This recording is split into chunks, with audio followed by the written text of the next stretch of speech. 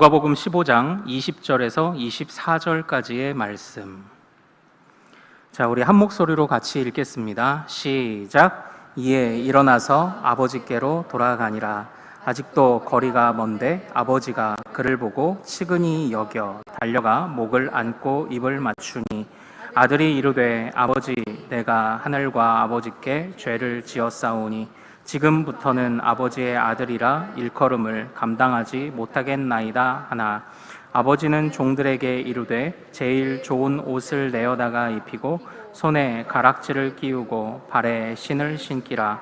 그리고 살찐 송아지를 끌어다가 잡으라. 우리가 먹고 즐기자. 이 내 아들은 죽었다가 다시 살아났으며 내가 잃었다가 다시 얻었노라 하니 그들이 즐거워하더라. 아멘, 아멘. 자, 우리가 함께 읽은 이 말씀 통해서요, 감당할 수 없는 부르심, 감당할 수 없는 부르심이라는 제목으로 이 오후 말씀을 나누도록 하겠습니다. 제가 어렸을 때 이제 들어서 정확하게 기억하는 것은 아닙니다만 굉장히 어린 마음에도 인상 깊었던 그런 메시지가 하나 있습니다. 그러니까 텔레비전을 보다가 이제 어떤 명사 특강에서 이런 얘기가 나왔던 것 같아요. 그 내용이 뭐였냐면 바로 이것입니다. 한번 들어보세요. 산수를 배웠는데 사람이 왜 자기 분수를 모르고, 국어를 배웠는데 사람이 왜 뭐를 모른다고 했을까요? 주제를 모를까. 어린 마음에도 이게 좀 강렬하게 들렸던 것 같습니다. 산수를 배웠는데 왜 분수를 모르고, 국어를 배웠는데 왜 주제를 모르는가. 이게 어린 마음에 이게 기억에 남는 그런 말입니다. 오늘 우리는 이 본문을 통해서요, 그나마 자신의 분수와 주제를 알았던 한 사람의 이야기를 좀 살펴보고자 합니다. 그 사람이 누구냐? 바로 소위 탕자라고 알려져 있던 집 나갔다 돌아온 둘째 아들의 이야기입니다. 지금까지 우리는 오후 예배를 통해서요, 소명이라는 주제로 우리 말씀을 나누었습니다. 첫 번째 소명은 무엇이었죠? 바로 예수님을 부르신 소명이었습니다. 어떤 때 소명이라는 그 단어 표현이 나왔습니까? 이름을 예수라 하라. 하나님이 명령하신 그것이 예수님을 향한 소명이었다라고 말씀을 나누었습니다. 그리고 두 번째 우리가 나누었던 소명이 무엇입니까? 우리 자녀를 부르셨다. 그래서 우리 세례 요한을 부르신, 또 세례 요한이 그 주의 길을 예비하라고 부르셨다라고 하는 바로 그 부르심, 그것을 통해 우리 자녀를 부르셨다라는 것을 살펴보았습니다. 그리고 내 집은 만민의 기도하는 집이다. 성전 청결하게 하시는, 성전을 깨끗게 하신 말씀을 통해 교회를 부르셨다라는 그런 주제들을 살펴보았습니다. 그리고 이 주제의 마지막을 어떻게 좀 맺어야 할까 하다가 이제 오늘이 이 소명 시리즈의 이제 마지막인데요. 바로 이 탕자의 이야기를 같이 나누면서 마무리하면 좋겠다는 그런 좀 생각이, 그런 좀 묵상이 있었습니다. 잘 아시는 것처럼 지금 이 탕자는요, 자기가 어떻게 보면 분수와 주제를 깨우치려고 깨우친 게 아니죠.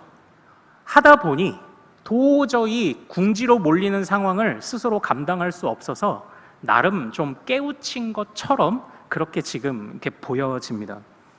그래서 이 아들이 결심을 하죠. 내가 돼지 먹는, 그러니까 이 돼지라는 게 유대인들에게서는 부정한 동물이잖아요. 그러다 보니까 돼지가 먹는 쥐엄 열매도 못 먹는 것을 보니, 야, 내가 여기서는 진짜 안 되겠구나를 이제 드디어 깨닫게 된 겁니다. 사실상 이 탕자는 진짜 미련한 사람이었어요. 아버지의 돈을 갖다가 허랑방탕하게 쓰는 모든 순간이 사실은 부정한 순간이었습니다. 그런데 그때 자기가 뭔가 좀 할 수 있을 것 같고 신나게 돈 쓸 때는요, 자기가 부정하다고 생각을 안 했습니다.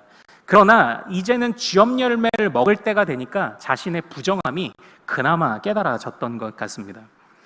그래서 이 둘째 아들이 마음을 먹죠. 아버지께 가자. 아버지께 가자입니다. 어떤 분들은요, 이 부분을 회개로 보시기도 합니다. 그러나 저는 회개로 보는 데는 조금 무리가 있다고 봐요. 왜냐하면 이건 스스로 마음을 먹지 않았어요. 본인의 상황이 그냥 그를 그렇게 이끌어 간 것 뿐입니다. 그리고 또 똑같이 이 누가복음 15장을 채우고 있는 각 세 가지 단락의 주제를 보면 잃은 양 찾기, 잃은 드라크마 찾기, 잃은 아들 찾기라고 해서 사실 핵심은 무언가를 찾아 나서는 주인에 있거든요. 주인이나 아버지. 그래서 이것을 사실은 회개를 말하는 그런 본문은 아닙니다. 그러나 우리가 이 소명이라는 것에 관련해서 좀 생각해 볼 수 있을 만한 주제가 있기에 이제 이 말씀을 좀 나누고자 하는데요. 핵심은 이것입니다. 우리가 21절을 같이 한번 읽어보도록 하겠습니다. 핵심은 21절이에요. 자, 같이 읽습니다. 시작. 아들이 이르되 아버지 내가 하늘과 아버지께 죄를 지었사오니 지금부터는 아버지의 아들이라 일컬음을 감당하지 못하겠나이다 하나. 지금 이 아들이 그 집으로 돌아왔습니다. 그런데 아직도 거리가 먼데도 아버지가 오매불망 이 아들을 기다린 나머지 아들을 알아보고, 이 거렁뱅이 같은 아들을 알아보고, 그리고 이 아들을 향하여 달려와 이미 목을 한번 와락 끌어 안은 상태입니다. 이때 이 둘째 아들이 얼마나 불편했을까요? 자신의 목을 끌어안은 이 아버지의 이 행동이 얼마나 불편하고 또 어려웠겠습니까? 그때 이 아들이 이야기를 합니다. 아들의 아버지로 대하지 마시고 나를 종으로 대해 주십시오. 아들의 아버지라고 일컬음을 내가 감당하지 못하겠나이다 라고 이렇게 고백을 합니다. 그런데 그때 이 아버지는 어떻게 대하죠? 아버지는 어떻게 대합니까? 우리 22절과 23절 같이 한번 읽겠습니다. 시작. 아버지는 종들에게 이르되 제일 좋은 옷을 내어다가 입히고 손에 가락지를 끼우고 발에 신을 신기라. 그리고 살찐 송아지를 끌어다가 잡으라. 우리가 먹고 즐기자. 여기에서요, 좋은 옷, 좋은 옷은 이해가 가시죠? 지금 거렁뱅이니까 허름한 옷을 입었습니다. 그런데 발에 신을 신기라는 게 뭐냐면, 이 당시 노예들은 발에 신을 신지 않았습니다. 오히려 신을 신고 다니는, 신이라고 해도 샌들인데요. 이 샌들을 신고 다니는 이 주인의 발을 오히려 닦아주어야 하는 처지지, 신을 신는다는 것은 이건 주인이라는 것을 상징하거든요. 그러니까 거렁뱅이에다가 지금 자기가 그 아버지 앞에서 종만도 못하다는 것을 이 고백하는 이 아들에게 아버지가 좋은 옷을 입히고 신을 신기고 이 손에 가락지를 꼈다는 것, 이것이 무슨 의미죠? 이게 그 가문을 나타내는 상징 반지를 끼워준 겁니다. 그래서 이 사람은 나의 혈족이다, 이제 이걸 나타내는 거예요. 그래서 이제 우리가 요한계시록을 통해 봉인, 인 심판을 살펴볼 때 인이 무엇인지를 배웠죠. 그 당시에 양초나 파라핀 같은 것들을 이렇게 녹여서 요 반지로 이렇게 찍는 겁니다. 그러면 그 가문의 고유 문양이 나타나요. 그래서 이게 어느 가문에서 보낸 편지구나, 이걸 알게 하는 게 이 이제 반지라는 겁니다. 핵심은 지금 이 아들은 내가 아버지의 아들로 다시 돌아가기에는 너무나도 부족하고 나는 황송합니다. 감당할 수 없습니다라고 했는데 주님이 그 아들을 맞아 주셨다는 거예요. 아버지가 그 아들을 맞아 주셨다라는 것입니다. 사랑하는 여러분, 기억하십니까? 우리가 가진 믿음이라는 것이 무엇일까요? 우리가 가진 믿음이 저는 항상 공로가 될 수 없다고 말씀을 드렸어요. 우리가 믿음을 잘 쌓았기 때문에 당연히 상을 주시는 것이 아니라고 말씀을 드렸습니다. 왜 그렇죠? 제가 이전에 이런 예화를 드린 적이 있습니다. 누군가 물에 빠졌습니다. 물에 빠져서 자기 스스로 수영도 못하고 물에서 나올 수 있는 능력이 없는 사람에게 누군가가 이제 튜브를 던져주죠. 아마 이 사람은 물에 빠졌을 때 허우적거리며 뭐라도 붙잡고 싶어 했을지도 모릅니다. 그러나 붙잡고 싶어 하는 마음으로는 충분하지 않습니다. 내가 아무리 붙잡고 싶어도 붙잡을 것이 없으면 무언가를 붙잡고 싶은 마음은 사실 아무것도 아닌 게 됩니다. 그런데 지금 여기에서 한번 보십시오. 아버지가 정말로 감당할 수 없는 은혜로 그 아들에게 붙잡을 것을 던져 주었습니다. 그런데 그 붙잡을 것을 던져주는 게 뭐라고요? 그냥 밥만 먹여줘도 좋겠지만 다시 아들로서 인정하는 것을 던져준 것입니다. 우리가 가진 믿음이 공로가 되지 못하는 이유가 바로 그것입니다. 내가 믿고 싶어도 믿을 수 있는 대상이 없으면 우리의 믿음은 아무 소용이 없죠. 그러나 주님이 자신을 주셨습니다. 그래서 우리의 믿음이 쓸모없지 않도록 주님이 인도하셨습니다. 이것이 무엇인가요? 바로 감당할 수 없는 부르심입니다. 무언가를 붙잡을 마음도 갖지 못했고, 그리고 정말 궁지에 몰려서 무언가를 이제야 좀 붙잡아 볼까라고 할 때 아무것도 붙잡을 것이 없는 우리를 향해 주님이 알면서도 속아주시는 주님이 우리가 얼마나 미련한 줄 알면서도 자신을 내어주시는 그 사랑을 말하고 있는 것이 바로 오늘 이 본문입니다. 사실 이 소명이라는 것이 우리에게 거룩해 보이기도 하지만 얼마나 부담스러운 일입니까? 우리가 예수님의 소명을 살펴봤을 때 그런 이야기를 나눴습니다.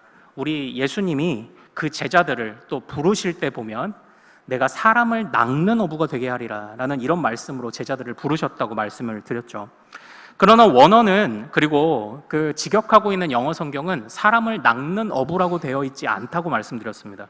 어떻게 되어 있죠? 사람을 위한 어부로 너희를 부르겠다. 철저하게 헌신할 자를 부르겠다고 그렇게 말씀을 하신 것을 우리가 첫 번째 시간을 통해 살펴보았습니다. 그리고 이 사실 어떻게 보면 이 세례 요한의 아버지도 얼마나 부담스럽습니까? 그냥 내 아들을 그냥 제사장으로 잘 키웠으면 좋겠는데 이 아들은 장차 광야로 가게 될 거고 거기서 바리새인들과 싸우면서 주의 메시아의 길을 예비하는 역할을 하겠다는 이것이 사실 얼마나 부담스러운 일입니까? 그러나 많은 백성을 돌아오게 하리라, 돌이키게 하리라. 이게 무슨 의미라고 그랬죠? 회개입니다, 회개.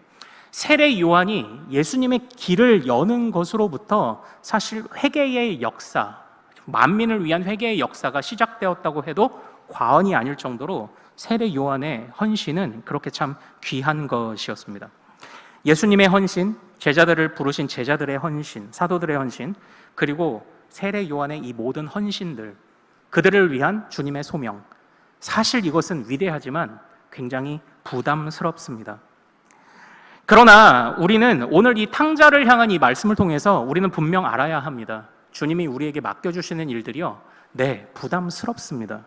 그러나 주님이 우리에게 베풀어 주신 은혜보다 그 부담스러움이 크지 않습니다. 분명히 주님의 일을 감당하는 것은요, 괴롭습니다. 그리고 주님의 일을 감당할 때는 싸워야 합니다. 무언가 남다른 기준들을 가져야 하고요, 그 기준을 고집스럽게 지켜내어야 합니다. 그래서 부딪힘이 있고요, 그래서 우리 초대교회는 박해를 받았습니다. 그러나 그들이 그 모든 박해를 견딜 수 있었던 이유는 뭘까요? 우리를 향한 소명의 부르심의 그 부담보다 주님의 은혜가 더 크다는 것을 알았기 때문입니다. 사랑하는 여러분, 주님이 정말 우리 각자에게 맡기실 많은 소명과 많은 역할들이 분명히 있을 것입니다. 때로는 그것이 어렵고 감당할 수 없을 것처럼 느껴지기도 합니다. 그러나 그때마다 우리 사랑하는 모든 성도님들은 그것을 항상 잊지 말고 부르짖으십시오. 바로 하나님의 은혜가 더 크다는 것입니다. 하나님의 은혜가 더 크다. 하나님이 나에게 이것을 맡기셨다. 사실 지난번 우리 이제 교사 세미나 때, 우리 경동노회 주교연합회 교사 세미나 때 제가 이제 교사 특강을 한 2타임 정도 했었는데요. 그때 이제 주제가 뭐였냐면요, 바로 이겁니다. 열정을 불태우다 못해 불타서 사라진 교사들. 이게 이제 주제였어요. 우리의 시작은 열정을 불태우며 시작을 합니다. 그러나 하다 보면 수많은 부딪힘과 갈등들 속에 나는 쟤만 남은 것처럼 느껴지는 때가 많습니다. 네, 주님의 소명을 감당하는 일은 그렇습니다. 나는 쟤밖에 남지 않은 것 같습니다. 그러나 그때마다 기억하십시오. 하나님의 은혜가 더 크고 놀랍습니다. 우리를 부르신 하나님의 은혜가 더 크고 놀랍습니다. 그래서 내가 쟤만 남는 것 같을지라도 나를 부르신 하나님의 은혜가 더 크고 놀랍기에 기쁘게 그 불길 속으로 뛰어드는 우리 큰숲의 모든 가족들 되시기를 소망합니다. 우리 청년부 수련회가 남았지만요, 그래도 우리 많은 성도님들이 도와주시고 선생님들이 애써주시고 후원해주시고 헌금해주시고 아이스크림도 꽉꽉 채워주셔서 진짜 풍족하게 성경학교를 잘 감당했습니다. 이번 주에 우리 또 청년부까지 이제 일일 수양에 잘 다녀오면 이제 여름 농사가 이제 끝납니다. 이제 여름 농사가 끝나요. 모두 애써주셔서 정말 감사합니다. 또 하시다가 속상한 일이 사실 있기도 하셨겠죠. 하시다가 섬기시다가 좀 고민되는 일도 있으셨겠죠. 너무 감사합니다. 그러나 우리 모두가 다 하나님 앞에 같은 마음을 고백합시다. 주님의 은혜가 더 크고 놀랍습니다. 이것을 우리가 고백할 수 있기를 소망합니다. 주님은요, 어쨌든 우리가 사실 신뢰하는 바는 있죠. 우리가 상처받고 염려하고 일하다가 주저앉을지라도 주님은 위로하실 겁니다. 위로하실 거예요. 그러나 위로만 받기 원한다면 주님의 소명과 은혜를 우리가 착각한 거예요. 전쟁에 나갔다가 패배한 장군은요, 제일 치욕스러운 일이 뭔가요? 제일 치욕스러운 일. 전쟁에 나갔다 패배한 장수를 용서하는 최고의 용서가 뭘까요? 그냥 패배의 책임을 묻지 않고 끝나는 걸까요? 아닙니다. 패배의 책임을 묻지 않을 뿐만 아니라 그 전쟁의 자리로 다시 그 장수를 내보내는 게 그 장수에게는 최고의 영광이요, 용서입니다. 그러니까 우리가 감당을 하다가 어려움이 있고 주님이 위로하실 거예요. 그래서 어떻게 보면 바닥이었던 마음이 다시 올라와, 그래도 나름대로 마이너스였던 마음이 다시 올라와 제로가 될 수도 있어요. 그러나 주님의 부르심을 받은 자들은요, 거기서 만족하지 않습니다. 주님께 나를 다시 그곳으로 보내달라고 간구합니다. 왜냐? 그것이 가장 명예로운 일이기 때문이에요.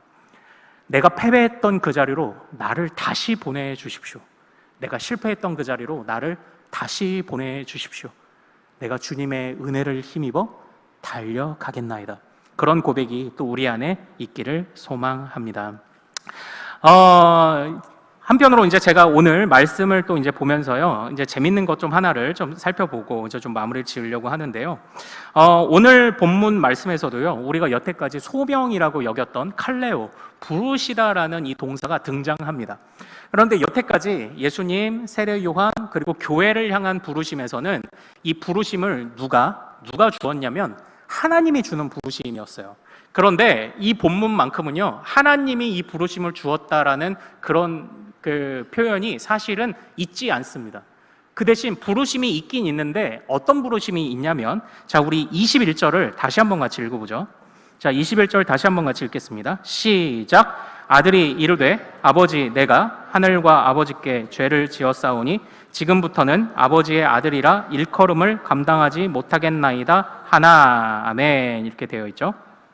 여기에서 이 부르심이라는 게 뭐냐면 아버지의 아들이라 일컫다라고 할 때 이 일컫다라는 이 단어가 주님이 우리를 부르셨다, 소명을 주셨다라는 단어와 동일합니다. 그러니까 지금 여기서는 불일치가 일어나고 있어요. 그 아버지의 마음과 자녀가 자기 자신을 생각하는 마음이 지금 일치되지 않고 있습니다.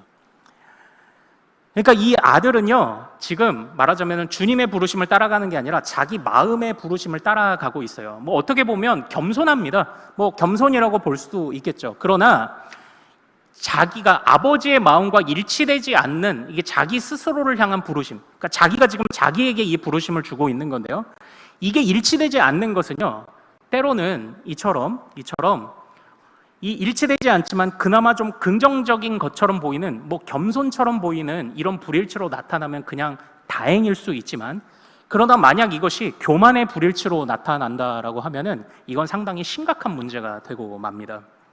즉 우리에게 있어서 지금 아버지는 아들로 삼겠다고 하는데 이 아들은 뭐예요? 아들이 못 되겠다고 말하는 겁니다. 주님의 부르심과 아들이 스스로에게 던지는 부르심이 불일치를 이루고 있는 겁니다. 그래서 문제가 생긴 거죠. 물론 그 상황 속에 그 불일치를 뚫고 들어가는 아버지의 은혜가 있었기 때문에 이 아들이 다시 제자리를 찾은 거지, 아들은 아버지 앞에서 자기 자신을 철저하게 오해하고 있었습니다. 우리도 그럴 수 있습니다. 하나님 앞에서 나를 오해할 수도 있습니다. 나를 못하게 평가할 수도 있고요. 주님은 우리를 존귀하다 하시는데 우리는 주님 앞에 못하다고 평가할 수 있고요. 주님은 우리를 책망하시는데 내가 뭐가 그렇게 잘못했냐고 판단할 수도 있습니다. 주님과 우리와의 불일치가 다르다는 건 그토록 어려운 일이고 위험한 일입니다. 왜 이런 불일치가 일어날까요? 왜 이런 불일치가 일어납니까? 네, 바로 이러한 화면 때문입니다. 자, 우리 화면 한번 봐주실까요? 네, 여러분들 경통이라고 들어보셨습니까? 이게 티베트 불교의 영향이 있는 건데요. 우리나라에도 티베트 불교의 영향을 받은 절들이 있더라고요. 그래서 이 경통을 설치한 절들이 있습니다. 이 경통이 뭐냐면 경전을 기록한 통이에요, 통. 그리고 저 통은 이렇게 돌리면 돌아갑니다. 경전을 기록한 통을 왜 돌아가게 만들었을까요? 그러니까 옛날 사람들이 글을 모르니까 저 경통을 이렇게 밀고 지나갑니다. 그럼 경통이 막 돌아가잖아요. 그러면 이 경전을 한 번 읽은 것으로 쳐줘요. 그리고 경전을 한 번 읽은 것으로 쳐주고 저 경전 읽은 것이 쌓이고 쌓이면 공덕이 돼서 열반에 이른다고 가르쳤던 겁니다.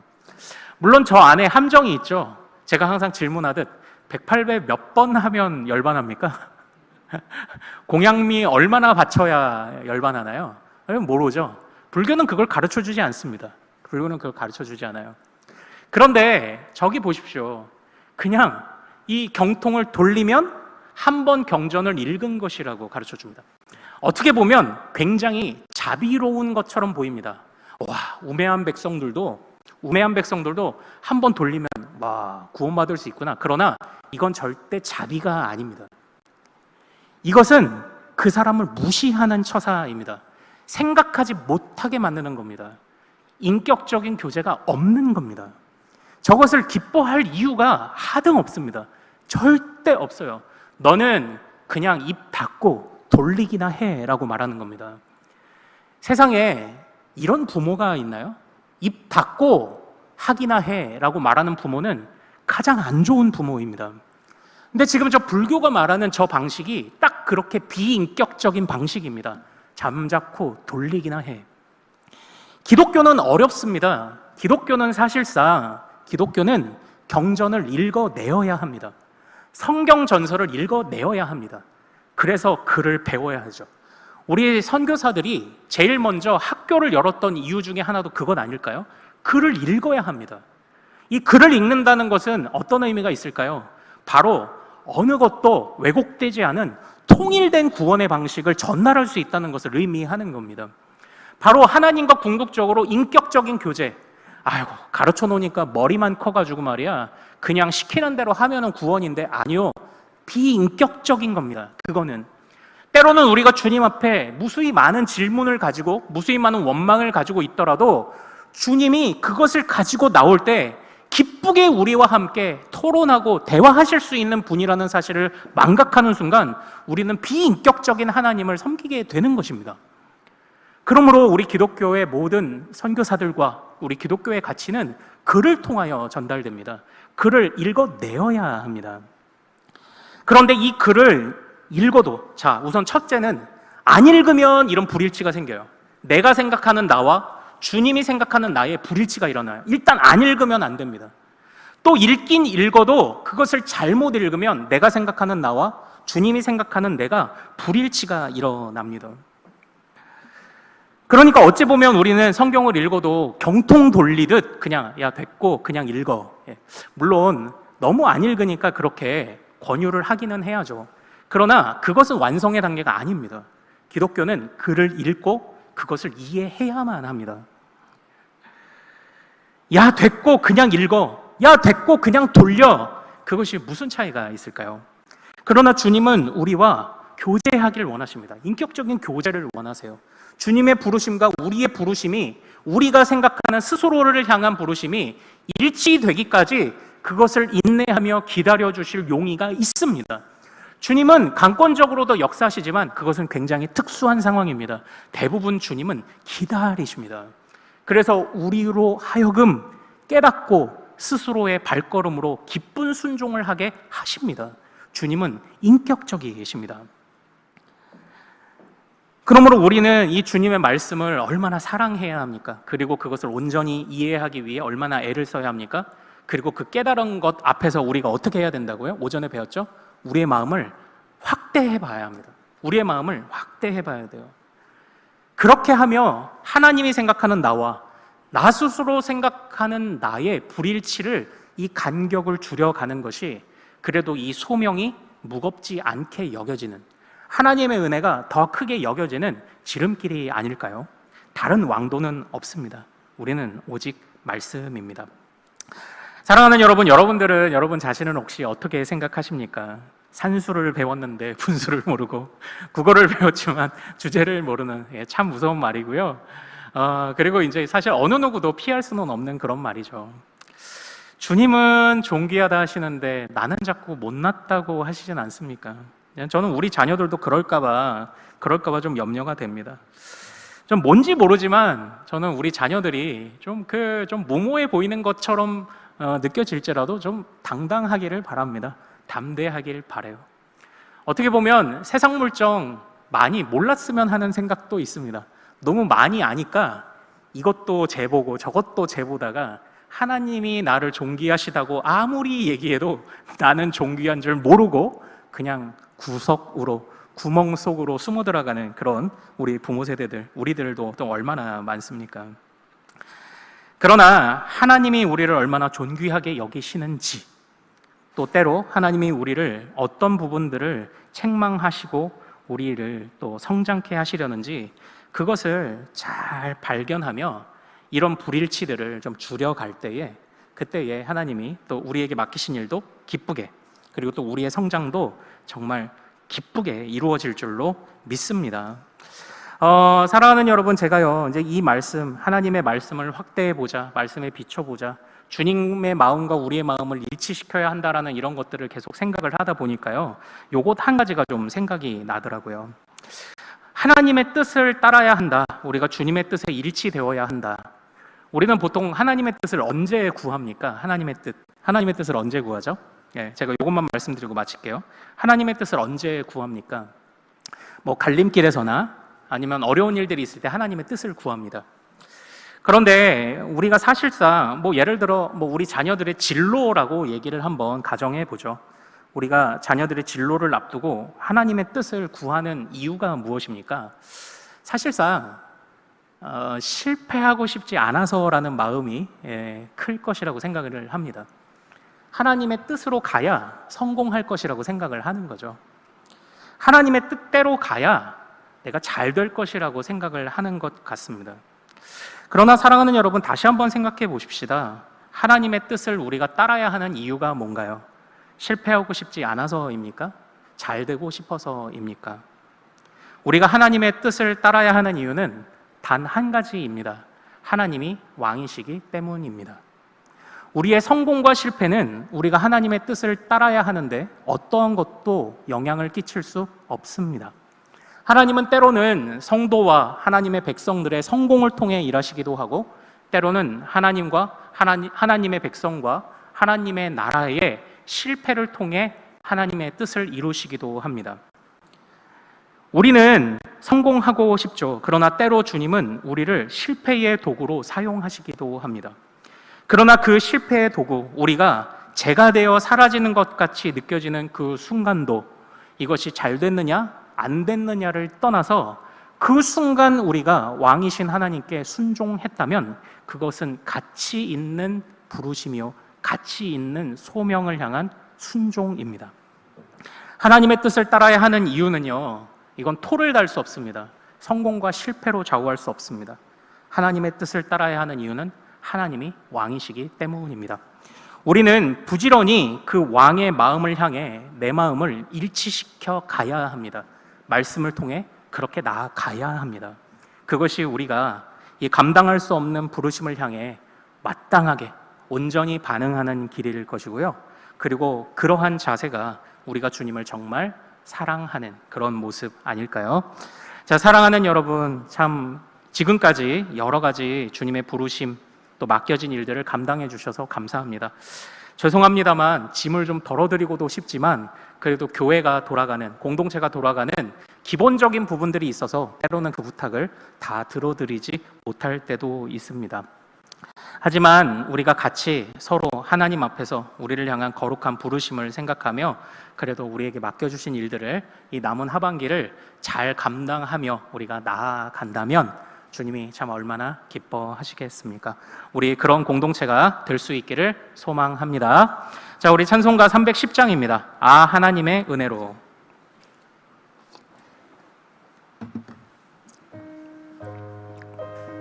아, 하나님의 은혜로 있을 데 없는 자 왜 구속하여 주는지 난 알 수 없도다. 왜 내게 굳센 믿음과 복음 주셔서, 왜 내게 성령 주셔서 정말 내 마음을 감동케 하시는지 우리 감당할 수 없는 주님의 은혜와 부르심을 찬양합시다. 아, 하나님의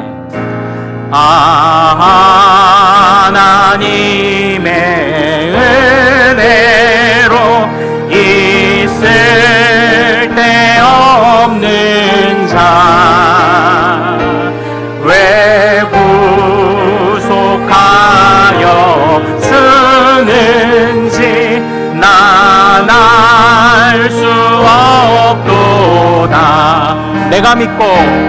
내가 믿고 또 의지함을 내 모든 형편 아시는 주님 늘 보호해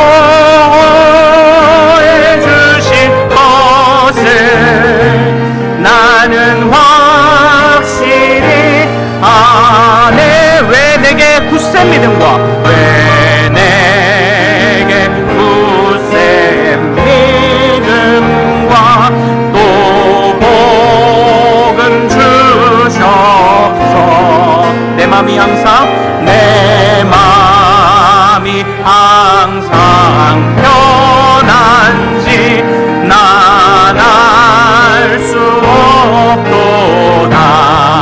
내가 믿고 또 의지함은 내 모든 형편 아시는 주님 늘 보호해 주실 것을 나는 확실히 왜 내게 성령 주셔서 왜 내게 성령 주셔서 내 마음 감동해 주 예수 믿게 하는지 난 알 수 없도다.